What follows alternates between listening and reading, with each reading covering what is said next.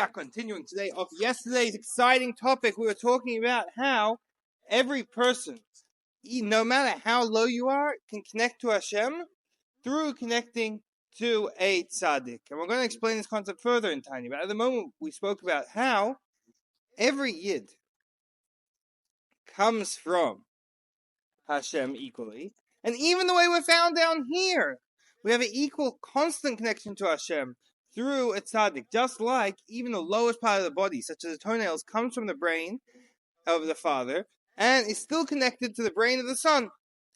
So, let's talk about this in a few different ways. Whoever didn't get that, you have to watch last year. But I'd just like to bring out this point of the importance of connecting to a tzaddik in a few ways. Firstly, about Moshe Rabbeinu. What does it say about Moshe Rabbeinu? When Hashem appointed the elders, it says, "V'atzalti min haruach asher lecha." Hashem says, "I will emanate from the spirit that's upon you." Meaning the spirit of Moshe was shared with the elders. Meaning their entire greatness, their entire connection to Hashem, their entire semi-prophecy, that was all coming directly from the fact that they received from Moshe. We can find a similar thing that everything they have, we find one of the Tanoim, if someone can remind me the name, I would very much appreciate, that he said, the reason I know everything is because I believe it was Reb Meir's back. But if I had seen his, when I was younger, but if I had seen his face, then I would know so much more. So he considered that his entire knowledge base was purely because of his seeing his teacher once. So this is a fascinating concept about how connecting to the teacher, or to what we call a Rebbe, what others call a Tzaddik, causes your connection with Hashem. It's very interesting, by the way, this isn't just in spiritual terms, it also plays out practically. That the Alter Rebbe speaks about later in Tanya, in Shiur Ve'emunah, about how we don't see Hashem in the world. Hashem's hidden, but there's little cracks in the curtain where he reveals himself. And he brings the example of when someone sees one of the miracles, like the miracles recounted in the Torah, let's say splitting the Yamsuf, splitting the sea, that's a very clear indication that nature is very much inherently godliness. And also through tzaddikim, when someone sees a tzaddik, someone can experience there's something higher than us. There's someone above us. There's a person who's so connected to Hashem. I also want to lift myself to be connected to Hashem. It's what we call in modern jargon inspiration. Inspiration, but the reason is because of its spiritual core. So, talking about this, I'd like to say the following story. That everyone said by Fabrengen, that in Europe, people used to make fun of Italy a lot. Italy, for many years, was considered a very backwards country, while the rest of Europe was moving ahead very quickly. Italy was lagging behind. So people used to, when trains were coming out in Europe, it was a big deal, and they got to work building trains crisscrossing the entire Europe very quickly. If you read the stories of the Rebbeim, see with the Alter Rebbe, trains didn't exist. By the time of Tzaddik, everyone was riding trains. It was a very, very quick turnaround. So in Italy, they used to say in Europe that in Italy, they have trains just like everyone else. In every country, they have like one country they use for all the jokes. In America, they say the Poles. In Australia, they say the Irish. So the Irish say the English, and the English say the Irish. Either way, so they say the Italians have regular trains just like everyone else. They have a carriage, they have tracks, they have a caboose, they have an engine. Just one problem, that the engine isn't attached to the carriages. The same thing with a person. Sometimes you have a person who's doing everything right, but they don't have a tzaddik they're connected to. They don't have a Rebbe. So with that, you're not going to get anywhere. You're not going to get anywhere. Did I tell you guys the story of Lawrence of Arabia? No, I didn't. It's a great story. There's a legendary figure in England called Lawrence of Arabia. Most likely legendary because they made a movie about him and they needed to make up some legendary stories. But anyways, he was a real person who was a colonel in the British Armed Forces. And he went to Arabia, which was under British control. You know, Saudi Arabia, Iran, Iraq, those types of places. Lebanon, maybe? No, Lebanon is would be part of the Levant, they called it. It was actually under the French. All types of interesting places. So, he had all these different adventures that some of them happened and some of them didn't happen. So, there's a very interesting story they say of him. So, I heard from Rishi Shiva, Rabbi Cohen in Australia, incredible lesson from one of the stories of Lawrence of Arabia, that he made a powwow, like they call it in this country.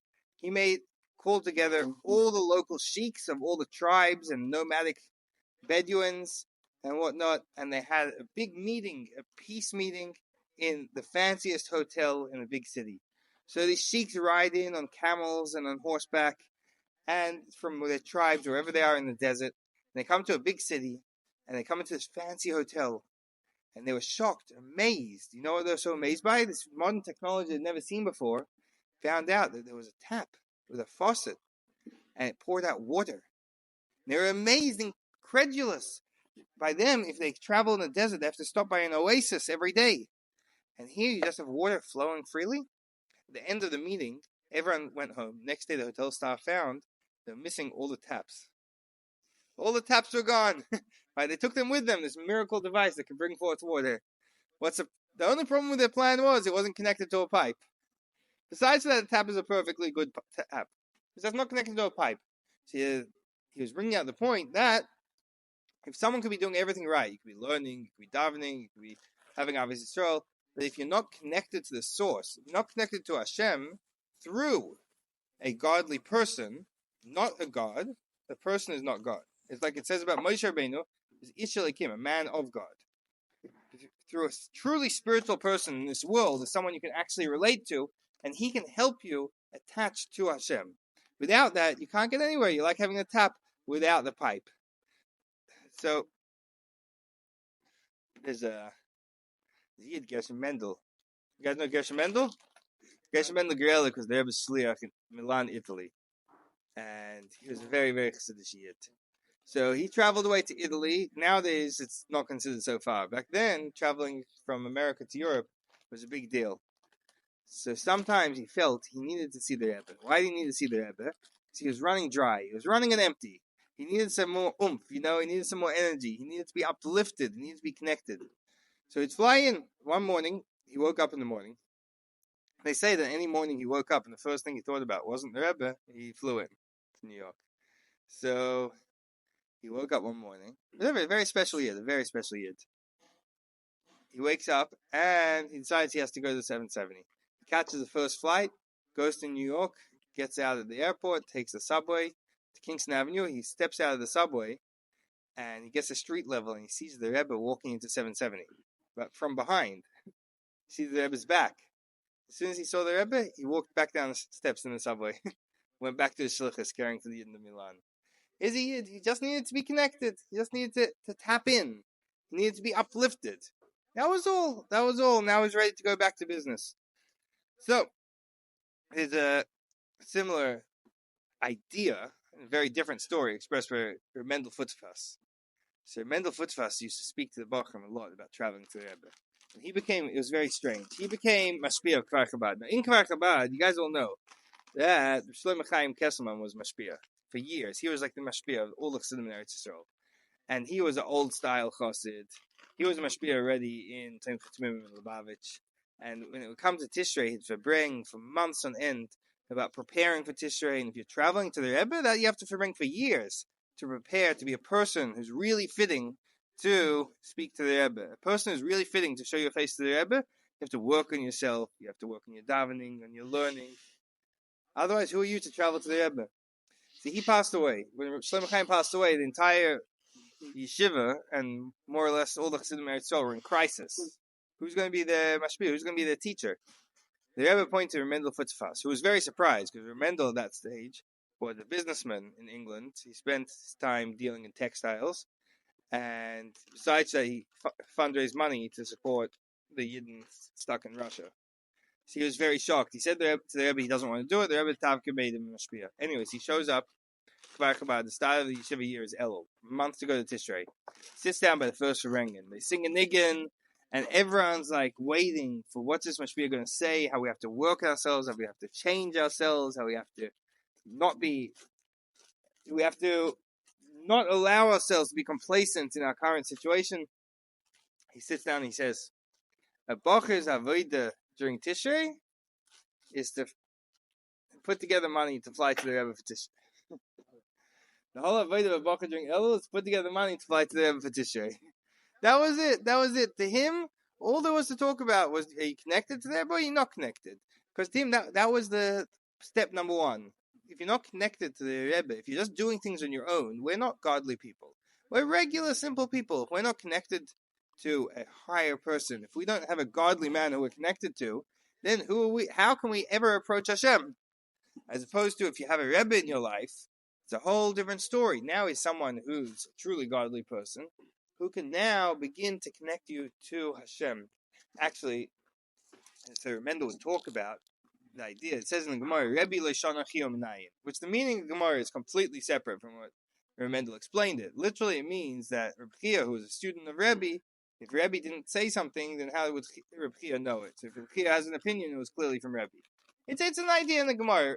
So Reb Mendel, in this classic poetic way, explained it completely differently. He said, Rebbe Leishana, if you haven't been to your Rebbe for a year, Chiyom Nayin, where are you going to get your life from? Where are you going to get your chayas from? That's how he would explain it. Actually, you should know he passed away after Gimel Tammuz. Passed away a year and a day after Gimel Tammuz. First year he didn't see the Rebbe for a long time. He passed away 1 year and 1 day after Gimel Tammuz. Very, very interesting. But doesn't mean he saw the Rebbe every year before that. When he was in Russia, he didn't see the Rebbe at all when he was stuck in Russia. I'm sure he communicated in other ways. He didn't see the Rebbe face to face. So he was a Yid who's really connected to the Rebbe. You know, here's the famous story that he was stuck in the Gulag, and he wanted to write a letter to the Rebbe, and he couldn't send a letter. So he sat down and he thought a letter to the Rebbe. He thought of what he wanted to write, and in his mind, he sent a letter to the Rebbe. And his family, a few weeks later, living in England at the time, got a letter to him from the Rebbe. And they were shocked. They were confused. Why is the Rebbe wrote in reply to your question? They have no idea. In reply to what? There's no way he sent a letter out of communist Russia. So he was, years later, when he got out of Russia, he found out what happened. That unbelievably, the Rebbe had received his letter. Now, for a Rebbe to be able to send letters in your mind, I understand. For a Tzaddik, I understand. But here is a person who's not a Tzaddik. Was it because, is it like a further miracle of the Rebbe received it? Or was it because of his great connection to the Rebbe that the Rebbe sensed his letter? Some people are connected in a deeper way than consciously. There's some conscious connection. The Friedrich Rebbe starts off the whole Likkutei Diburim talking about machshava me'elis. Thought has an effect. When you think of something, you have effect. Like when you're really staring at someone, sometimes they turn around. You know, you sometimes feel you're being stared at. That's not a conscious thing. It's a subconscious thing. It's something that's on the verge of spirituality. That you can have an effect with someone by thinking about them. I want to finish up by saying one last word. That we had in Hayom Yom a few days ago. Do you guys see it? The most incredible, unbelievable, mind-blowing Hayom Yom. The Rebbe says over there that when you think about someone, it has an actual effect. He says, the Rabbeim, all the Rebbes had time that's set aside to think of each one of those people connected to them. And when you think of someone, it affects them. So when the Rebbe thinks of you, it affects you, it uplifts you, it lets your neshama come out a bit more and affect you more. And that causes the person to experience his neshama a bit more, which will make him want to do good, stay away from bad, be inspired, like we like to say. So that's such an incredible idea, that someone who's connected to a Rebbe, spontaneously, the Rebbe could just give him a moment of being uplifted, a moment of inspiration, a moment of feeling the neshama. So the punchline is that we all need to make sure to connect to a tzaddik, or like we're going to see in Tanya, we spoke about in Perek Aleph, the tzaddik of the generation, in order to be truly connected to Hashem. Right.